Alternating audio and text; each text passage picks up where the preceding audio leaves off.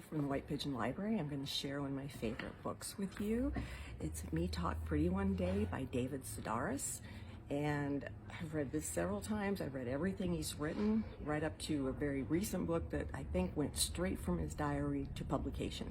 I don't think an editor even looked at it. But he has a lot of fans, and I think that if he published his grocery list, we would buy it and we'd read it. This one is one of his funniest. Within 4 pages, I was laughing out loud. And he basically talks about his family. They lived in New York and then they were transferred to North Carolina. His father was an engineer with IBM. I don't know how much of it's true.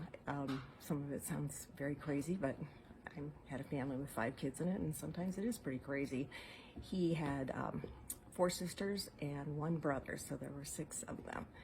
And he opens the book when he's about 11, and he sees someone come into his classroom and order him out, and he thinks it's an FBI agent trying to talk to him about some minor crimes he may have committed. And she takes him back into a little room, and as it turns out, it's a speech therapist that's going to try and cure his lisp. And he talks about where none of the popular kids were going into that room because he was watching.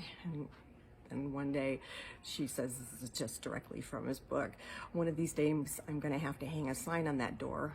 His speech therapist said she was probably thinking along the lines of speech therapy lab, though a more appropriate marker would have meant future homosexuals of America.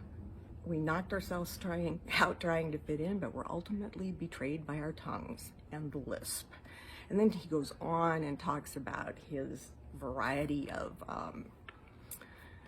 colleges and college experiences, and this was during the 70s, and so there were conceptual art performances that he was involved with, one of which his parents attended, and halfway through his father started heckling him. He had some sort of a cutting machine crawling down the aisles. Nobody could ever figure out conceptual art, and his father piped up with, take a couple inches off the side and a little on top, and the audience cracked up, and I could just see my father doing something like that.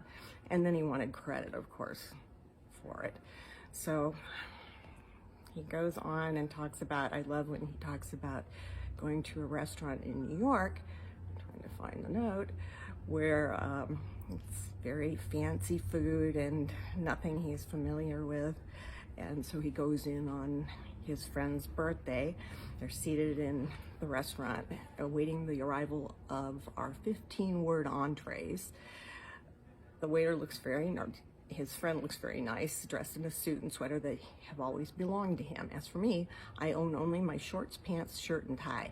My jacket belongs to the restaurant and was offered as a loan by the maitre d', who apparently thought I would feel more comfortable dressed to lead a high school marching band. I'm worrying the thick gold braids decorating my sleeves when the waiter presents us with what he calls a little something to amuse the palate. Roughly the size and color of a Band-Aid, the amusement floats on a shallow, muddy puddle of sauce, and it's topped with a sprig of greenery. And this would be what exactly? His friend asks.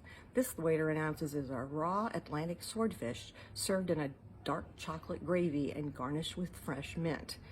And the author says, not again, I say, can't you guys come up with something a little less conventional? I love your jacket, the waiter whispers. And he just goes on and talks about New York, and he had experience as a mover and a personal assistant. And if you can go 4 pages without laughing at this guy, it's pretty good. I saw him perform at the Morris once, and everybody was doubled over. But he's very fun.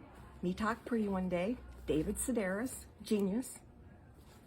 Can't see it myself, but read it.